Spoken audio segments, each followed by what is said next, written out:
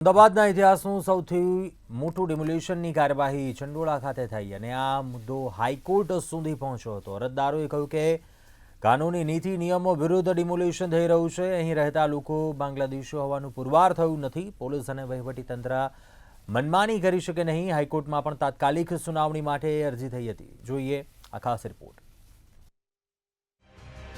અમદાવાદના ઇતિહાસનું સૌથી મોટું ડિમોલિશન। મિની બાંગ્લાદેશ ચંડોળા તળાવ વિસ્તારમાં બુલડોઝર સ્ટ્રાઇક કરવામાં આવ્યું। ગેરકાયદે બાંગ્લાદેશીઓની વસાહત માટે કુખ્યાત 50 જેસીબી સાથે એએમસીના હથોડાથી બાંધકામો તોડાયા। લલ્લા બિહારીએ ગેરકાયદે ઊભું કર્યું હતું ફાર્મ હાઉસ। કહેવાય છે કે તળાવનું અસ્તિત્વ અમદાવાદની સ્થાપના પહેલાનું। માથાભારે લલ્લુ બિહારીના 20 વર્ષની બાદશાહતનો અંત આવ્યો। એએમસી દ્વારા સૌપ્રથમ લલ્લુ બિહારીના આશયાના તોડાયા। લલ્લુ બિહારીએ અનેક ગેરકાયદે બાંગ્લાદેશીઓને આપ્યો હતો આશ્રય। અમદાવાદમાં ચંડોળા તળાવ વિસ્તારમાં ઓપરેશન ક્લીન હાથ ધરવામાં આવ્યું હતું અને મિની બાંગ્લાદેશ ચંડોળા તળાવ વિસ્તારમાં બુલડોઝર સ્ટ્રાઇક કરવામાં આવ્યું।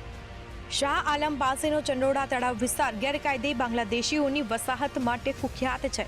આ વિસ્તારમાં આડેધડ ગેરકાયદે બાંધકામો ખડકી દેવામાં આવ્યા છે અને આ બાંધકામોને ધ્વસ્ત કરવાની કામગીરી શરૂ કરવામાં આવી હતી।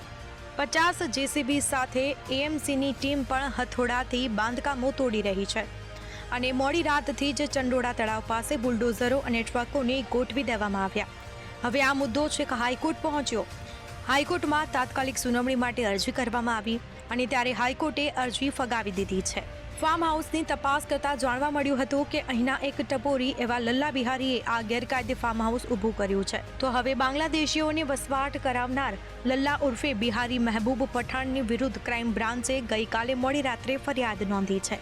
તે બાંગ્લાદેશીઓને બોગસ ભાડા કરાર કરાવીને દસ્તાવેજ કરાવતો હતો અને આ ભવ્ય ફાર્મ હાઉસ ગની પથ્થરવાળા કાળુ મોમીનના ગેરકાયદેસર મકાનો તોડી પાડવામાં આવ્યા। જો કે તળાવનું અસ્તિત્વ અમદાવાદની સ્થાપના પહેલાથી જ હોવાનું કહેવાય છે।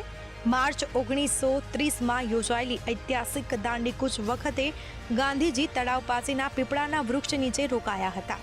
ચંડોળા તળાવની આસપાસ ઝૂંપડપટ્ટીઓ વિસ્તરવા લાગી અને જેમાં 5,000 લોકો રહેવા લાગ્યા હતા। આ વસાહતોને પણ અલગ અલગ નામના વોર્ડથી ઓળખવામાં આવે છે।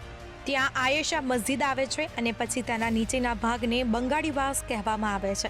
ઉપર ટેકરાવાળા ભાગને નીલગિરીના છાપરા કહેવાય છે અને જ્યાં ખોડિયાર માતાજીનું મંદિર છે। બ્યુરો રિપોર્ટ, મંતવ્ય ન્યૂઝ।